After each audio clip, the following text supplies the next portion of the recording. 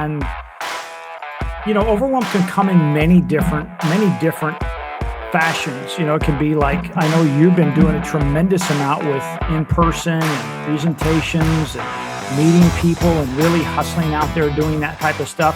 But I suspect at some point it does feel a little overwhelming, as well as, I guess, it also energizes you.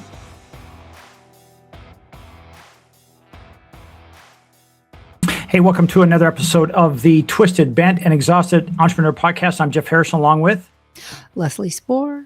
Morning, Leslie. How are you today? I'm fine. How are you? Good. We are going to talk about something that's a little bit, I would say, raw and real for our listeners. Not that we don't always do that, but today, really, we're going to talk about, because I think there's this thing, Leslie, out there that, to get ahead, you just have to work harder. And so I call it the hustle culture, or I don't call it that, but I refer to it as a hustle culture. And it says when the hustle bends you, and the real talk today is between us about business overwhelm, AI, and making it work without burnout. So that's kind of the topic today. Okay, well, we are twisted, bent, and exhausted, so bending is a good topic. Yeah, the first one is overwhelm. AI and sanity in business. And, overwhelm can come in many different fashions. It can be like, I know you've been doing a tremendous amount with in-person and presentations and meeting people and really hustling out there doing that type of stuff. But I suspect at some point it does feel a little overwhelming, as well as, I guess, it also energizes you. Talk to me about that. Well, yeah. We've mentioned this before, that since you encouraged me to join BNI, that was supposed to be a joke, Mr. Serious today. BNI, I have found that talking to people in person is way more fun than just working from my office. However, the balance between getting things done and going out and meeting people is quite challenging. And I don't feel 100% overwhelmed like I have in the past, where I was the focus of my business, before I finally got some financial operational independence. But the balance of trying to keep up with, like, email, for example, somebody sent me an email today. I never saw it. Why? Because I was out meeting with real estate agents. So I feel guilty about not being responsive fast enough responsive. So I have to still sort that out. Do I stop during a meeting that I'm trying to convince a realtor to partner with us to check my email? No, that's not very good either. So it's tough, and trying to find that balance and not completely sliding into a pit of overwhelm. So many business owners I talk to, both of us at any given time can fall into that. And it's a struggle. I think the walls are slippery. It's hard to get out of sometimes.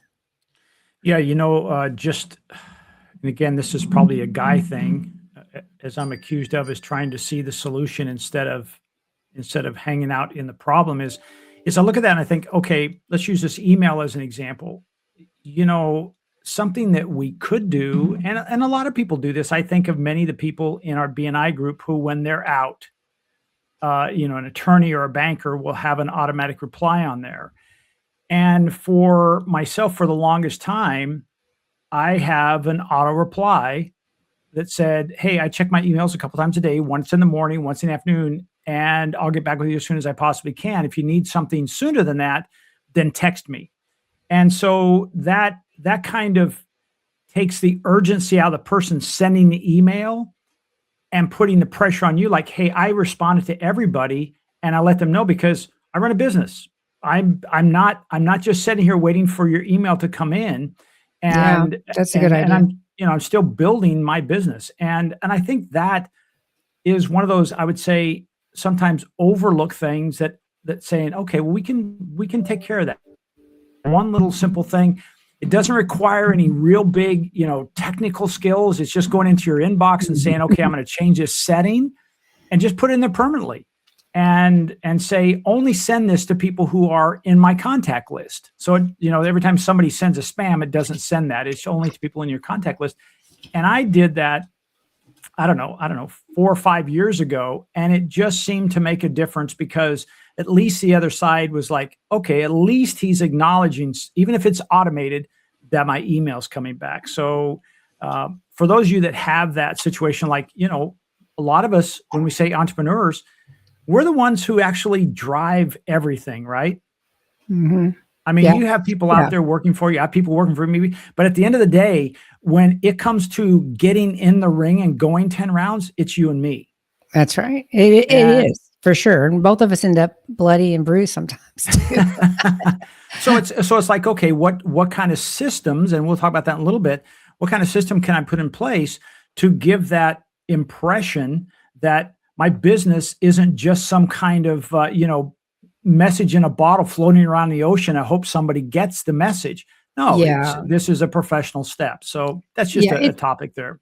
Well, it's a sticky wicket too, because people today they have this immediate response syndrome where they expect, I mean, I don't care what time somebody emails you. I had a client emailing me last night at 9 o'clock, and I responded because I do. And then she came back with another response. I'm like, how many times am I going to go back and forth on this?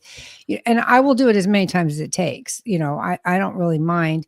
But what I'm doing is spoiling the client to expect after hours responses. And Yeah. because technically we are available 24/7, I think I need to do that, right? But the people who work for me do not want to be on call 24/7 and won't answer an email after normal business hours. And our normal business hours can be like 6 to 6. They kind of are either out and about or haven't quite finished for the day. So they don't quite mind um, getting calls and stuff up to 6 o'clock. But for me, I feel like I need to answer all the time. And so having a response like that is a great solution. Did you so that you satisfy that need for immediate response? Did you get that AI thing to work where it was sorting your emails and getting rid of things that you absolutely don't want to see? That did Yeah. work. Yeah. It checks my emails in the morning and in the afternoon. And then it weeds through, emails that are, let's say, spam, or it recognizes that I'm one of 1,000 people that it sent it out to, and it'll filter that out.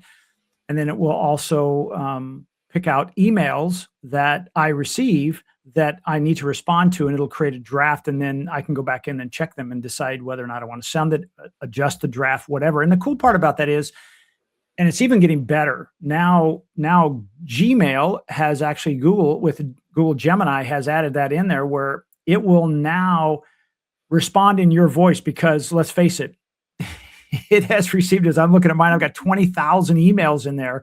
It Yeah, me knows too. my voice, right? It knows your voice. So now you can actually go within the world of Gemini and Google, and actually set that up. So you don't need to have, the third party connection like you had to with the way I set up with your chat 2 days GPT. ago. Yeah, yeah, no kidding. Yeah. So question then, what if you use Outlook? Yeah, you just suck because it's old fashioned.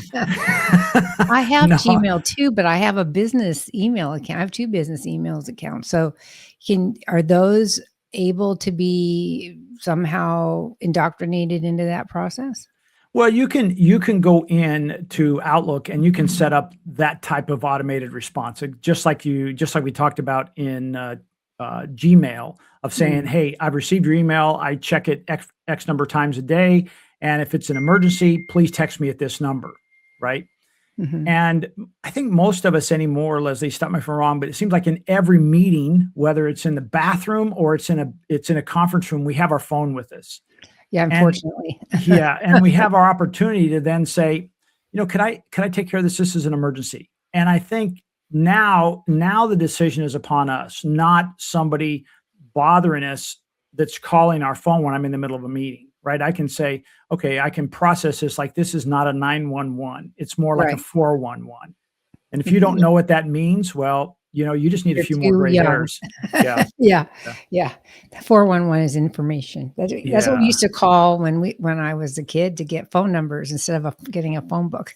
So Exactly. 411. What was the number we called for getting the time? Do you remember? I think it was, I thought it was I wanna say it was 611 maybe, but I don't was it? remember. Or the Yeah, we used to weather or can something. you Yeah. okay, for those of you who are listening or watching, can you imagine that we used to call a number to get the time? Yeah. I Yeah. mean, clocks were invented. I don't know why we were doing that, but we used to do that. I remember it say stupid things like, "It's 10 o'clock. Do you know where your children are?" I remember Um, that. I do because we yeah. used to go outside and play, like, all day until those streetlights came on, and nobody knew where we were, and nobody worried about it. And nobody cared. You know? Let me tell Yeah. you a quick story about that just because. Do you remember John Wayne Gacy, the serial guy Oh, that yeah, yeah. Okay. in Illinois? I thought you meant So, John Wayne, I like was in Huh? I thought you meant What? John Wayne, the No, Duke, but no, John Wayne Gacy. So I was in the 6th grade when that happened, when they caught him and all that stuff.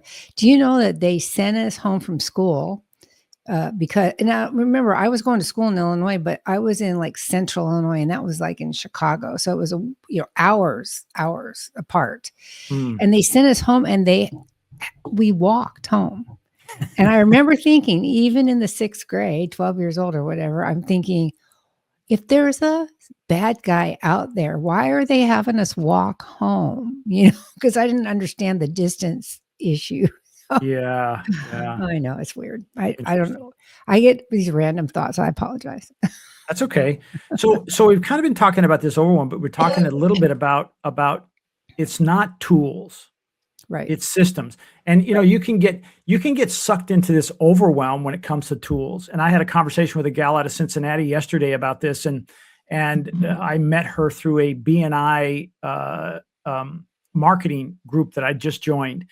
And you can be overwhelmed with tools. Like, we started talking about our stack of how, that phrase, tool stack. What do you use to make this go in and this come out? So we Right. said, what are you using for that? And I said, well, I do this, this, and this. And she says, oh, well, I use this, this, and this, and this. And I'm like, okay.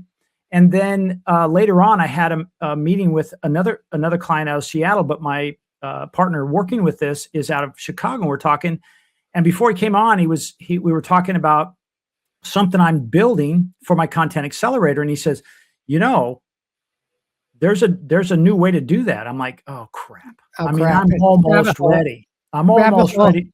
Yeah. And he said, this is what it is. And I'm like, oh, interesting. So as soon as I was done, what I do, Go I look at then it. dedicated hours yesterday to figure that out. And it makes sense to do it this new way because it's much more intelligent. And that's what this whole layer is. So it's like Um, these can be overwhelming. Like you can keep like that string on the bottom of a sweater. You can just keep pulling and pull. And next thing you know, you're the naked guy or gal in the park because somebody has just taken all the well, yarn off your sweater. well, and it's worse than that. You end up with paralysis. Mm, Business. What do I call that? I forget the phrase, but there's a kind of analysis paralysis. So you get into this situation where you never get done designing, right? Or managing your process or changing something. You can never get to market because you're constantly revising it because you keep finding new and better ways to do things. And especially in your case, where as AI evolves, like every minute by minute, which is, you guys, we are not exaggerating. The speed at which AI is evolving is terrifying. It mm, really is, because yeah. I wasn't kidding when I said 2 minutes ago or 2 days ago, because that's how fast it is. You've been working on this AI or the content accelerator for a while, and it worked fine. Then you decide to automate more of it to make it more efficient for people and more directly appropriate for them, so that when it creates their content, it is specifically for them, which is Right. amazing.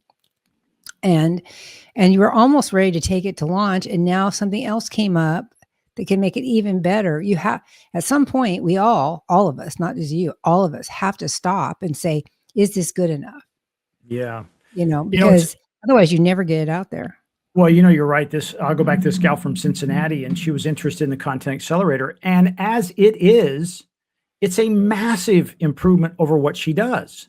Right.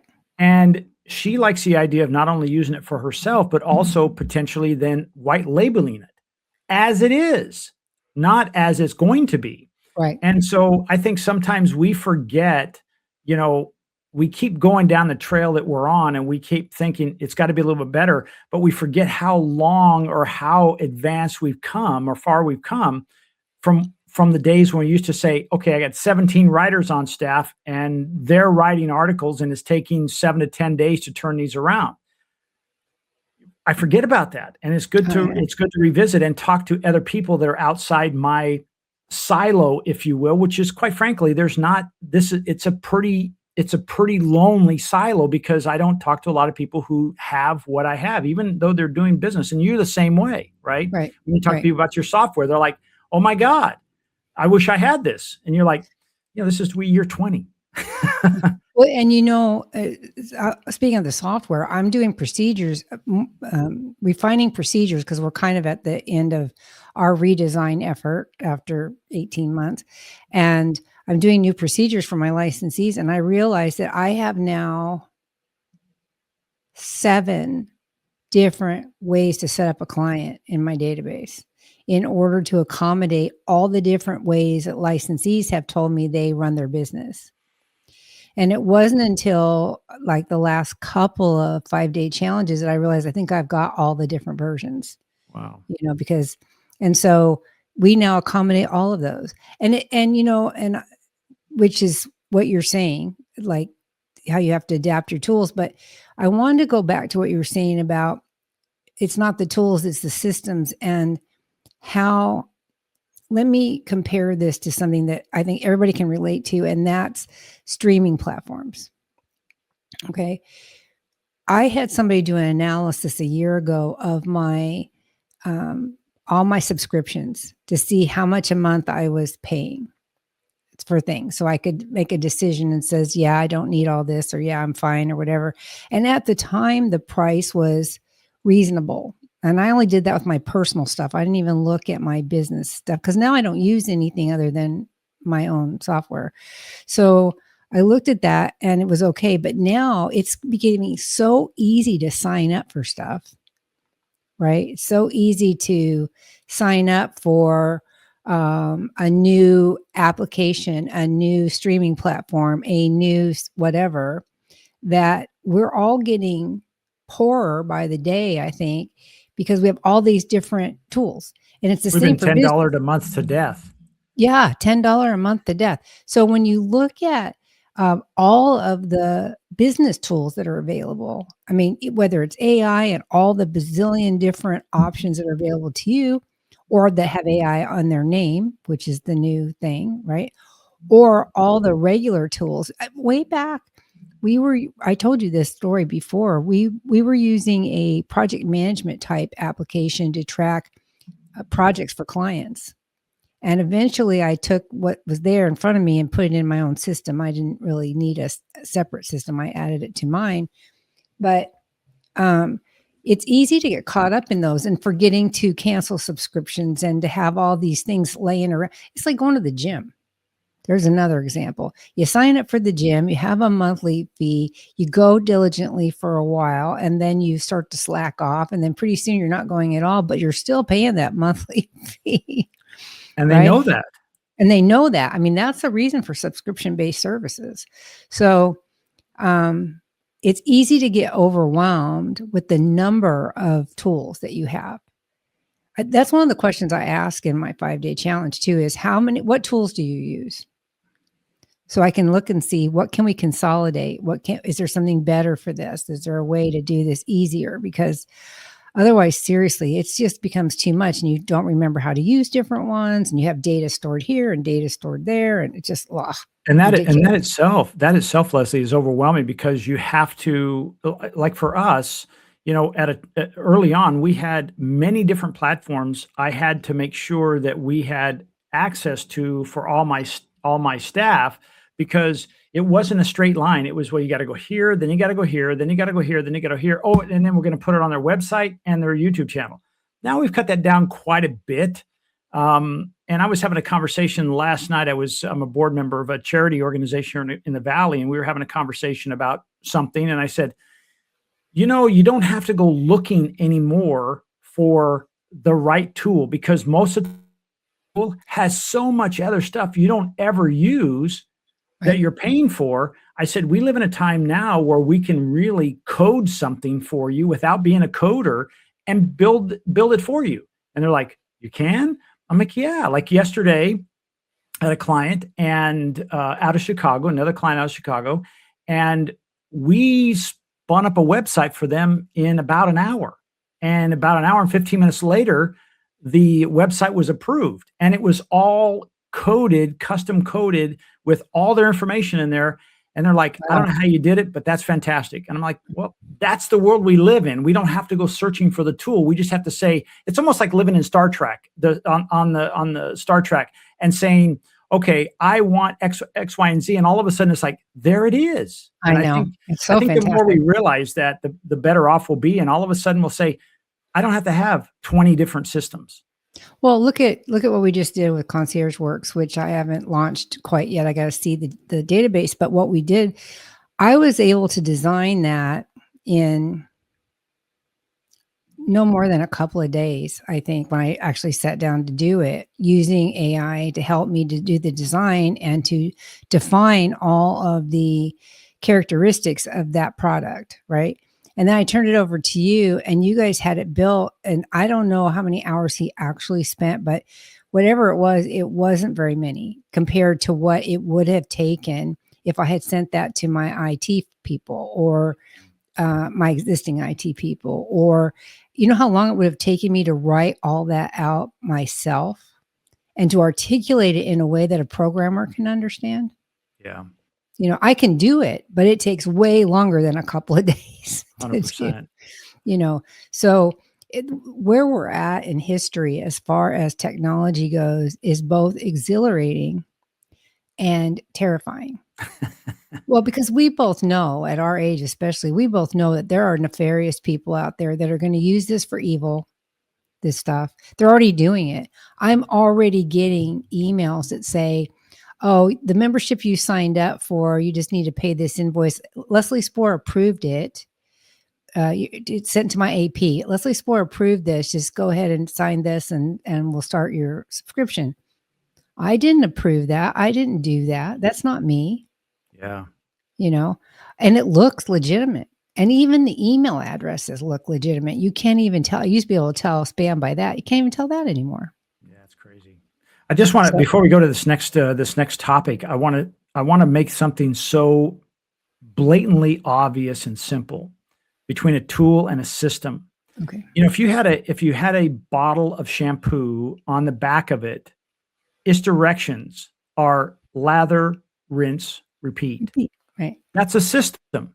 Now, if shampoo A to shampoo B, that's a tool, but the system, lather, rinse, repeat, remains the same. So that's why I say it's not the tools. Don't get overwhelmed by the tools. Get yourself a system, and then decide that system is like, that system almost filters out of like, is this a tool I need to bring on? No. Right. Is it going to improve? Is it, as I've said before, is it going to make my boat go faster? If it doesn't, then hey, good for that company. Go sell to somebody else, because I don't need it. Lather, rinse, repeat. That's your system. Right. All right. So let's go to the next one, because I think this is something that is, in my world, this is probably the thing that almost every client that would come to me said they need more customers, but they forget about having any kind of retention strategy. Yeah, that's true. And so what happened, I'll give you an example. There's a company that we started with, and we put together, they said, okay, we want to do X, Y, and Z. And this is about January. And so we created a system for them. And in 1 month, we got 132 leads for them. Qualified leads, because we used a survey process for this. So they were qualified leads. We had all their name. We had more data than they could handle. We gave them the information. I followed and said, how many did you follow? we just don't have time to follow up with these people. I said, those are dead now. Yeah, There's no exactly. chance you're going to recover these people. Yeah. So now the next month I put together a way to now handle some of those things. And it's like the next month we had like 60 and they added like 32 new clients because they had it, but they didn't understand if you're going to attract the customers, you have to make sure there's a system in place, lather, rinse, repeat.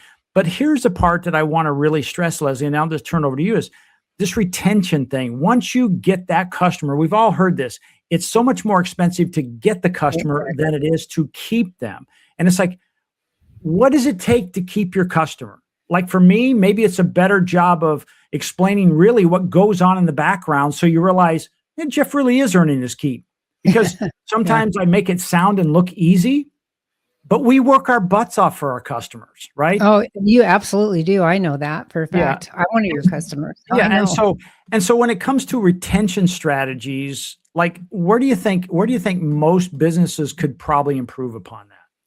I think in relationship building, I think that's probably the number one key for retention is continuing to cultivate that relationship so that people don't forget who you are. I mean, you can easily change your focus to bringing in new people and forget to contact and talk to the old people. And so, everybody needs to feel needed or appreciated. And so if you have a client or a vendor and you aren't regularly talking to them, and I don't mean every month, but you need to reach out enough that they feel like they're important to you. Right. And then that helps. Now I could say improve your customer service, but you already had good customer service or they wouldn't be with you in the first place. Yeah. Right? Yeah.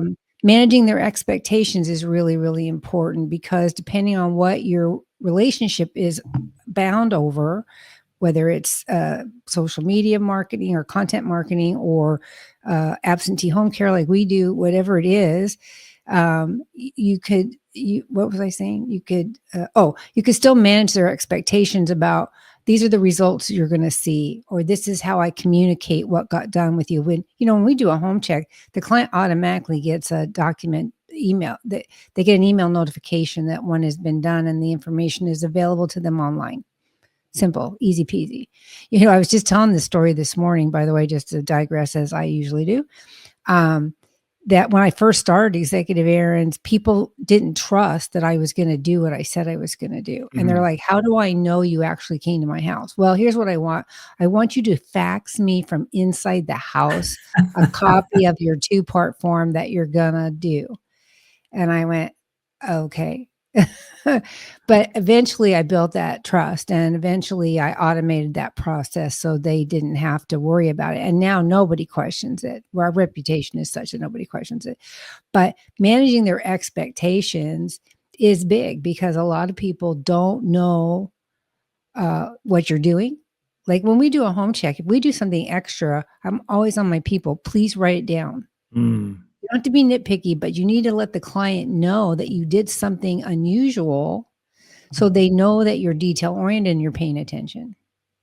Well, when you say that, it makes me think because you have guided and scolded me for doing things for customers, including yourself, and not giving you, I think you call it a zero cost invoice.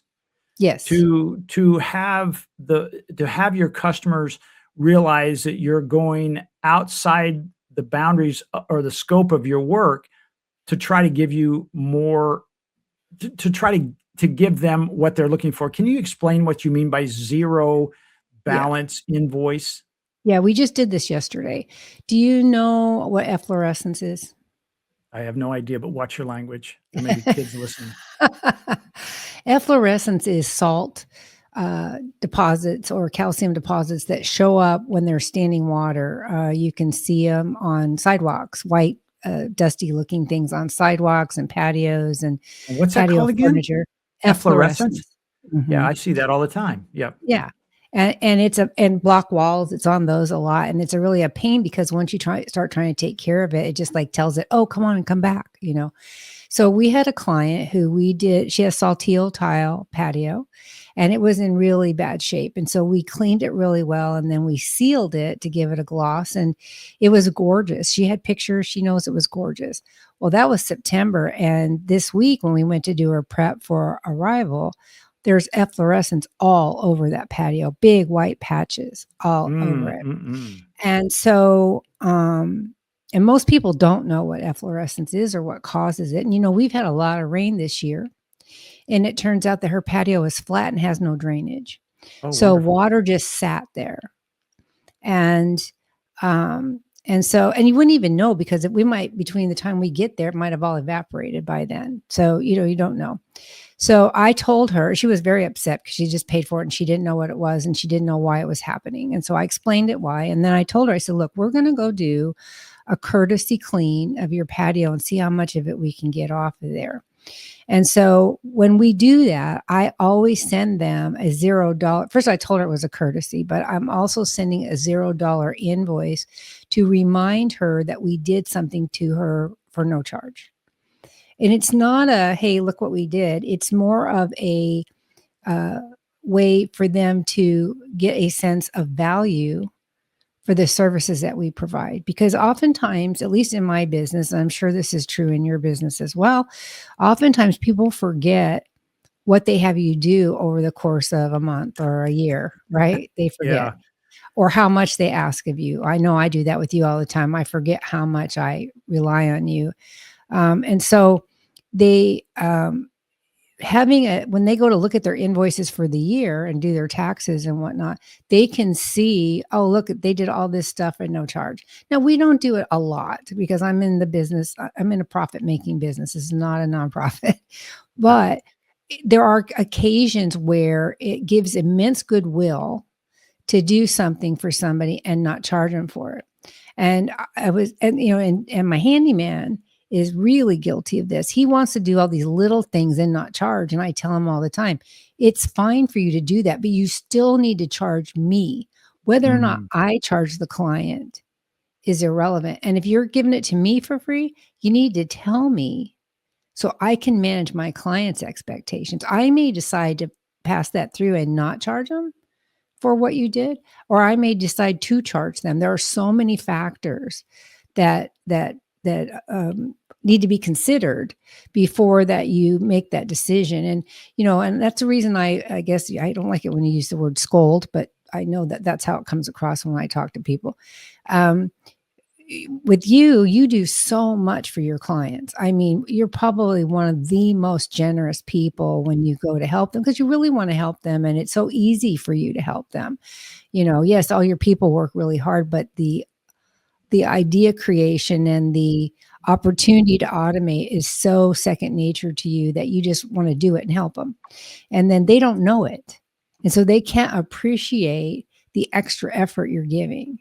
So you're really taking that away from them. If you want to look at it like that, you're taking away the opportunity for them to appreciate a kind gesture in the world, So I know I just reframed it for you. So maybe you'll start doing those zero invoices. I'm going to spend the next 2 days doing zero cost invoicing.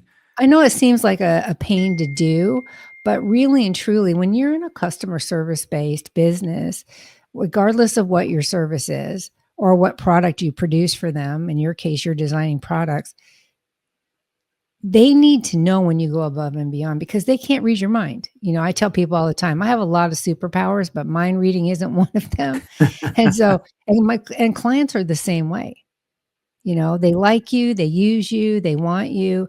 But if you don't show them the above and beyond every once in a while, they'll get complacent. And if they don't think they're getting the value they expected, whether or not they are, right? It doesn't matter whether or not they are. I know that everything you do gives huge value, but I'm thinking of somebody I can see that lives near me. If you fail to show them the value they're getting, just because you think I don't want to bother with the invoice and I don't need to brag about something I've done. I get that. They won't know it. Yeah. That's a good point. Yeah. So as a business owner, when you do kind things for people, give them the opportunity to appreciate that and to see the value in it so that that's part of building that customer relationship, I right? love Which is that. how you retain people. Well, and it's a great point. Before we get off of that, I want to kind of also, um, if you will, kind of pull the curtain back on this next piece, which is what actually works when budgets are tight and why retention sometimes beats acquisition. And I think of Oh, when we ow, ow, I just felt an arrow into my heart. and He's talking to me, folks. He's talking to me. and so it's one of those things that, as an example, if I or you, listener or watcher, viewer, and you take care of those of your clients, the value of retention can also lead to more referrals, right? Yes, agreed. And we used to always say this is decades and decades ago. God, I hate that sound of that. But a long, long time ago, when I had lighter or darker color hair, it said, the best way to get business is through referrals. And when I first started, when I was young in sales, it would take me 1 out of 10 to sell something. So I'd have to knock on 10 doors and get 9 no's to get 1 yes. In a very short period, because I did take care of my customers, I did go above and beyond, but I went back and asked them for referrals. My referral rate went up to about 70 to 75% of all my business, and my closing ratio is 1 out of 3. The Oh, point that's is, good. yeah, the point is when you have somebody referred to you and they're really referred properly, that the closing is easy because they almost just need that confirmation that you really can fog a mirror. In other words, you're alive Right. and that you can do the work. Wagamir. Yeah, and so that I think when I talk about this, when budgets are tight and you're thinking, do I need to spend more money to go get clients, or what can I do to retain my current clients and get more business out of them? And it doesn't mean, hey, I'm going to add another subscription, but maybe those zero, and I'm just kind of layering this in, of these zero cost invoices. And oh, by the way, we're looking for new customers. Who else do you know that's a close relative or friend or whatever that you could refer to us? Yeah, that's probably a really good addendum to a no cost invoice or email telling them you're going to do a courtesy thing. And if not direct at that direct minute, but maybe within a few weeks of, by the way, we're getting ready to accept new clients for the summer. And if you know anybody, please send them our direction. That way it's not tied directly to that, hey, tit for tat, uh, what's the other word they use in the lawyers thing? It's a quid pro quo. You're not getting that quid pro quo feeling, because then it feels like you're only doing this to get something out of it. So you don't want that. Yeah. But it doesn't hurt to come back and follow up, in a minute later. But there's that law of reciprocity, right? And it really falls in line with what we talk about in BNI, which is the give to get. And so often, and I'll give a specific example. I had one client early on. This was probably 8 or 9 years ago when they first started. And when I first started with them, they only were asking. They were only wanting. In other words, I only took care of the email, and every email was a buy me now kind of email. And I said, listen, we can't do this. Honestly, they had a really, really low open rate. And they would say, email just doesn't work for us. I'm like, yeah, no kidding. It's like Hard having sell. ball on the ice. It just doesn't get a grip. Right. And so I said, let's start changing these up. And all of a sudden, and I documented it, that it went from like 18, 19% open rate to almost 70% open rate. I wish I And had his 70. entire growth of his business came from only one source, his emails, Email. a referral from emails. And so that's Yeah. when you from reciprocity, because we just gave, we didn't ask, it just through, hey, it's a good guy. And by the way, we're top of mind because in the inbox. And that's another thing we need to think about is how do we take care of those customers, communicate with them regularly without asking for anything. Well, that's what we do. That's one of my philosophies for sure. I tell my people all the time, make sure that you communicate with your clients for no reason at all. Your flowers look beautiful this week. I thought you'd like to see a picture of them. Or the pool is especially beautiful this time of year. Or anything that you can email them to let them know that you're thinking about them, and it's something positive. Because Mm, the trap we all fall in is to only email when there's a problem.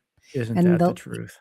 and the last thing I want as the customer service business is to um, is to have a client see our email in their inbox and go, "Oh no, what is it?"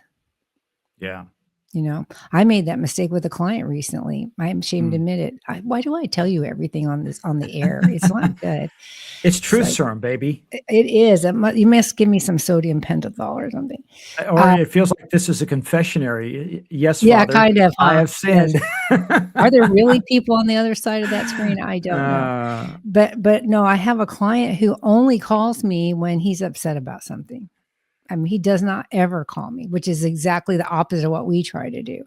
And so the last time he called me, and it's not very often, once a year, once every 2 years. I mean, he's been with me 15 years. It's not that often.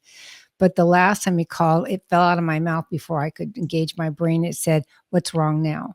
mm, That's a horrible thing to say to a client. That's a horrible thing. I'm lucky he's still here. yeah. You know what I mean? That was horrible. And I apologize profusely. I'm so sorry. I didn't mean to do that.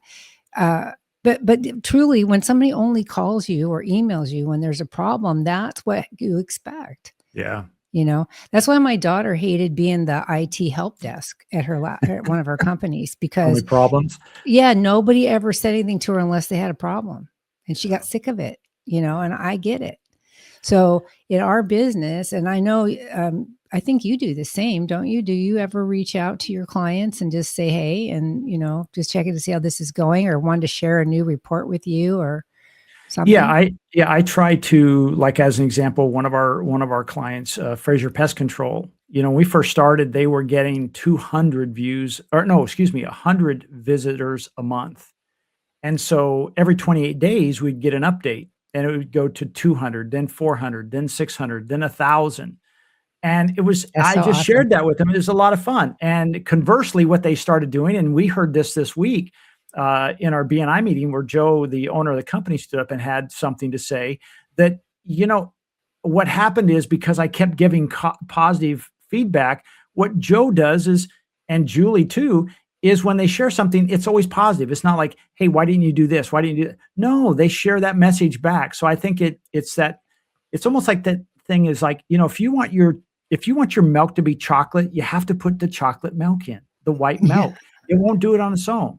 Right, And right. Well, and unless you then get a brown cow, but yeah, okay. yeah, good luck with that. But anyway, so all right, so let's talk about this next one, which is cash flow realities and creative solutions. And really, to kind of prime that pump is, what did you screw up? What patterns repeat for most business owners? And how have we both learned to forecast or pivot when revenue dips? I'll let you go first. What did you Oh, screw up thanks. lately? Well, I wasn't keeping a close enough eye on one of my businesses for sure. Um, what happens is, and actually, I think I fall prey very easily.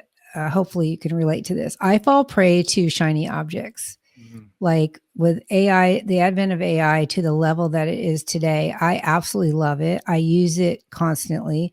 Right now, I'm writing new policies and procedures for the licensees, the software licensees, because we finished all that upgrade, and I want them to have to know all the different things they can do.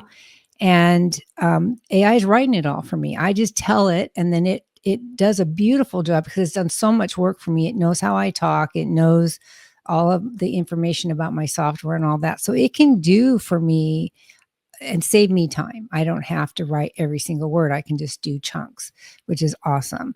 But because of that, you get so caught up, or I get so caught up in that I forget to look at other things. Like I should have been out selling more systems to people so that the revenue would be higher, so that I could cover the cost of additional marketing to bring in new clients. I mean, you can't have it both ways. And what happens is you get so complacent about, I have all these clients already. It's all going good. And then so one falls out and you think, well, that's just one. That's not a big deal. And then a second one might fall out and now you're screwed, not necessarily for just two, but the It gets your idea, attention.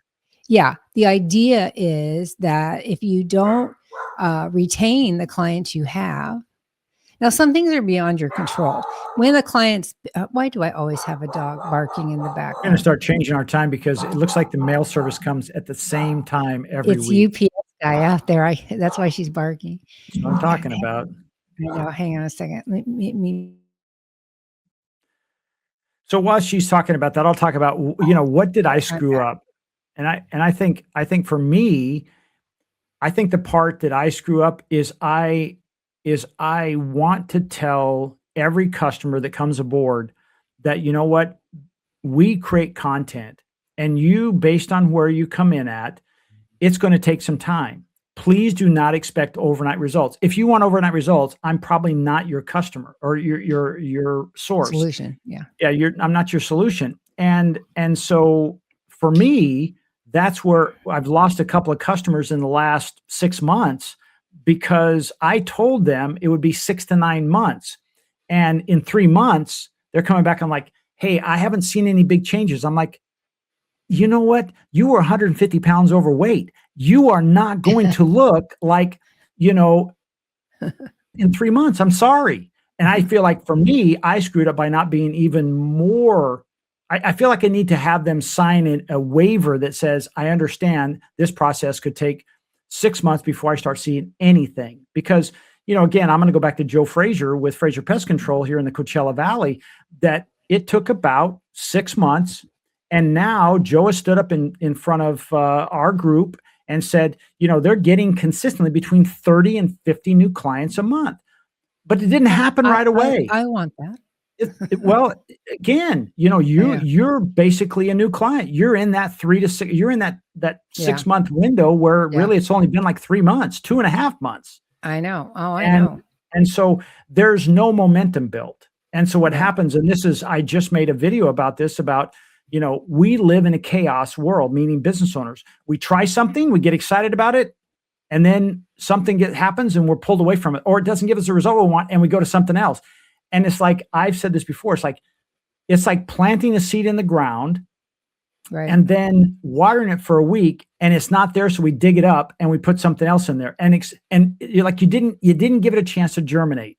Even in paid advertising, it takes a while. Like it takes at least 30 days because you got to run through all the scenarios and testing and whatnot.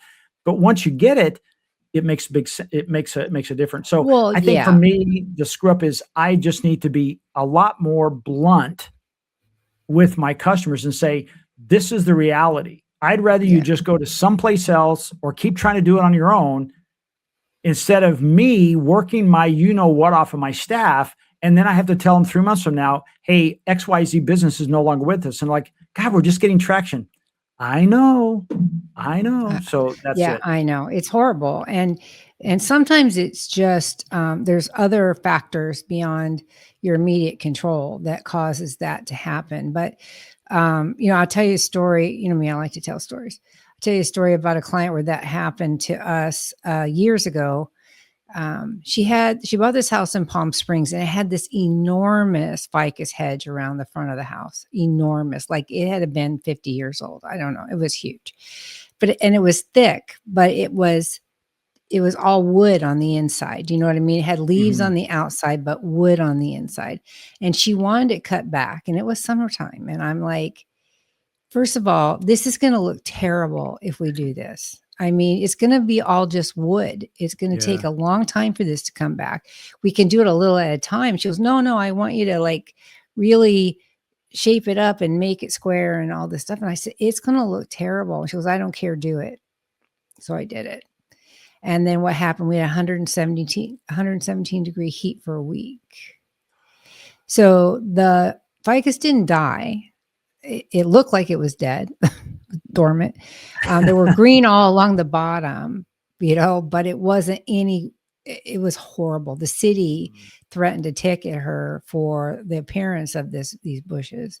And she was so mad at me. And I'm like, I told you, nicely. I said, I told you this was going to happen. I didn't. She goes, well, you should have been more firm about it. That's what her point was.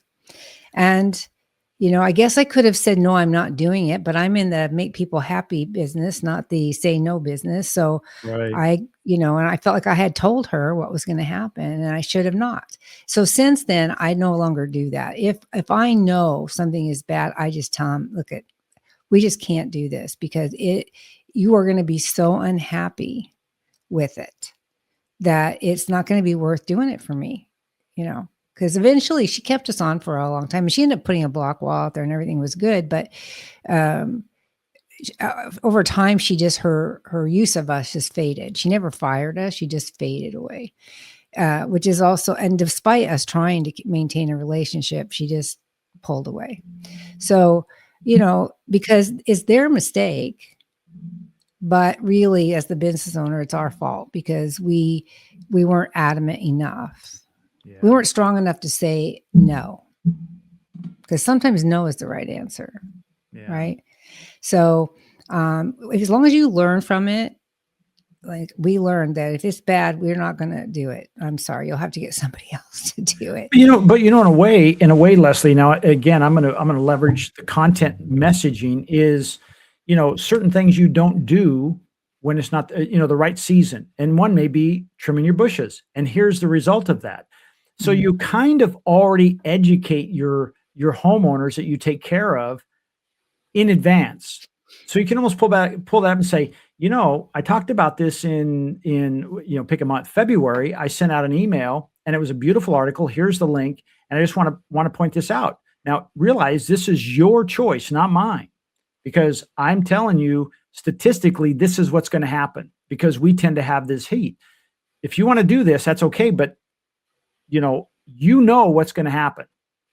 And so I think that's an opportunity to educate people. That's a beautiful thing about content, quite frankly. But that's true. That's true. And content can be verbal or it can be video. I mean, there's lots of ways to do content, right? Yeah. Well, you could actually, this is a cool thing. This is me thinking outside the box. Is like you could interview somebody who's a landscape architect, right? Or an arborist and say, hey, I just want to talk to you about, when is the best time to never trim a bush? Well, and how much you should only trim 1/3 and you should never do it when the temperatures don't get down below 95 in the summer. Oh, you mean overnight? Yeah. Okay. Well, ficus gets trimmed twice a year, and that wasn't the time. Yeah. So my point is now that when you do that, now you're not the bad guy. You had an expert. You had an expert tell you that, right? Yeah. So again, hindsight, that would have been the best approach. Really, I was just trying to do. I'm always trying to make these people happy, and sometimes it's against your better judgment. Which in all fairness to myself, I don't make those mistakes anymore or very often, very rarely, because we've been through so many scenarios after 20 years that we pretty much know, when they ask us for something, whether it's viable or not. Yeah. So, that's just an example though of educating the client and telling them and then doing it against your better judgment and it not working. So that I don't recommend that.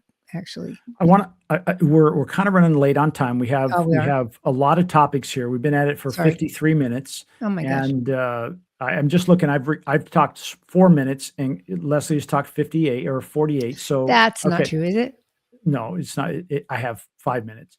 So the next one is, how have we both learned to forecast or pivot when revenue dips? For me, I think the biggest thing for me is I try to keep my overhead as low as possible in all conditions, because here's the thing. It's like, I don't want to have to then turn around and say, you know what, my lifestyle changed because 2 clients dropped off. Right. I want to be able to still produce results and say, here's my minimum of having my business operate properly. And that's when I know, okay, I've got to put my foot on the if I happen to fall below it. But the other thing is I try to run a pretty lean ship, 99% of the time. So for Yeah, me, that's what I do, is learn to forecasting is tricky. it is. All And it's always although wrong, by the way. Yeah, it is. If you don't believe it, go back and look at it. Every Um, forecast is wrong because it's a best guess based on the information you have at the time. I used to teach people how to do forecasting, and you set an upper limit and a lower limit, and you forecast along the center, and you're going to go above and you're going to go below. But as long as you stay within your limits, you're just like you're saying, then you're okay. And then you can refine that for the following year and refine it and refine it. It's funny because when you say that, my accountant used to tell me that my overhead was very low at the time, and I would make more money and my overhead didn't go up, and she didn't understand how that could happen. And I'm like, because I'm conscious of the overhead thing. In recent years, though, we got an actual office, and we got the cars for the people because, we want to keep good employees, and we add healthcare. We did a bunch of things that added to our overhead.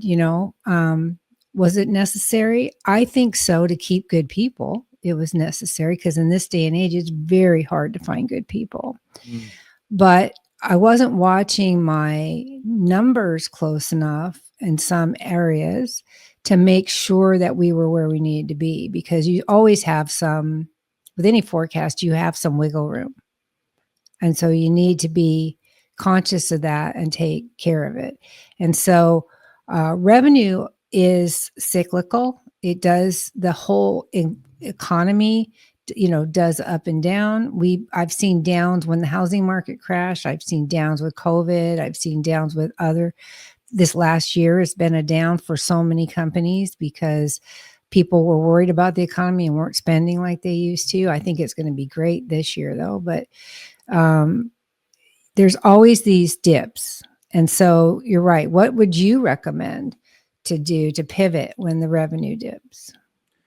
well, I mean, you've been a perfect example of that. If it's like, you've gotten out there and hustled and gotten more in the marketplace, so that, when people think of services that you offer, that they're that you are on the tips of their tongue. Right. And so I think that is a big thing. I think just looking at, hey, personal expenses when it comes, in your business, when I say personal expenses, maybe you're not eating out so much. Maybe you're not, and I'm a big believer in learning. I spend, if you could see through the blur back there, I've got probably 300,000 pages back there of education that I've done over the last, 15 years. But that's investing. That, what it's like, no one can ever take that away from me. That's not the same as me going and buying a pair of shoes that are going to wear out in a while, or Right. Right. or whatever, or a new paddle for my racquetball, or for paddle, or excuse me, a pickleball. That's not the same thing. So it's like being aware that, hey, you know what? I have a dear friend who is very, very well off, and he said, in his early days when he was a real estate investor, he said he would go through there, and he said sometimes in 6 months I wouldn't make any money, and he said I just have to tell my wife, hey, we got to buckle down. And then all of a sudden it would be like this avalanche of revenue. And that's the way he did it. And his wife was with him. His wife was a good teammate in that. And now, they can't spend all the money they make. And because he did that early on, he Right. knew when to turn the faucet off and turn it back on again. And Yeah, and that's so, key. It really is key. What I usually do when the thing slows down, like COVID, for example, I create new stuff. I create new products. During the COVID, I wrote a ton of tips booklets that are available on my website to help people, so they didn't have to pay for consulting. They could just download a tips booklet and learn the same thing I would tell them in person. you know. And so there's ways to position yourself so that your revenue can go up.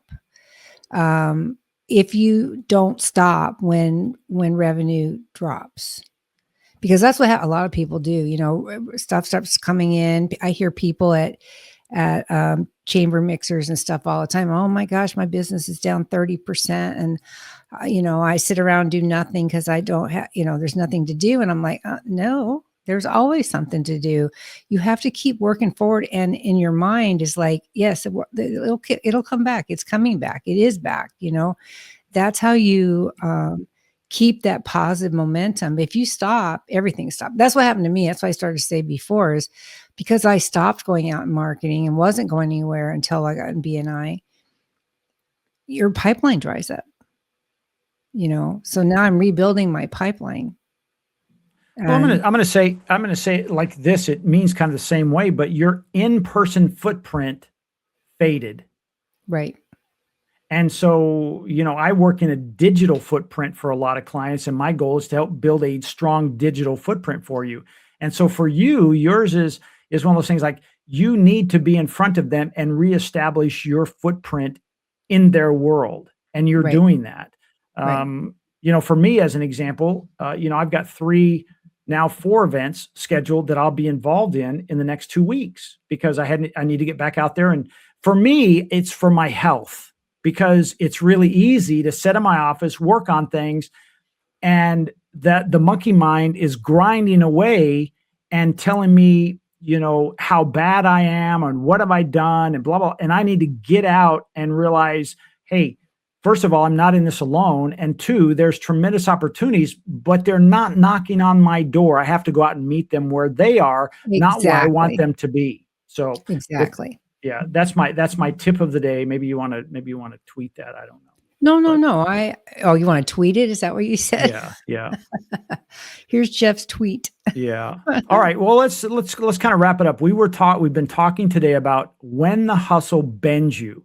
And we just wanted to have some real talk on business overwhelm, AI, and making it work without burning out. And we didn't quite get to this last piece about making it work without burning out. And I think that's where you have to, and I'll say this real briefly, my out on that, making it work without burning out. I think you have to find some time where you can say, you know what, I need to disengage. For me, my disengagement is going playing pickleball, right? Because when I'm in that pickleball battle, it forces me not to go look at my phone. It forces me not to, sit here and answer emails. I actually have a downtime, and what it does is it's like pulling my car in a Tesla in and saying, let's plug it in. Let's stop driving it. Let's just plug it in and let it get recharged. So for me, that's what I do, and avoid burnout. I need one of those. I don't have one of those. You have your crafts. Don't you still do your crafts? I haven't done any for a while because I don't have time. Maybe that's a clue. Maybe that's a clue. I know. Because you're really good at it.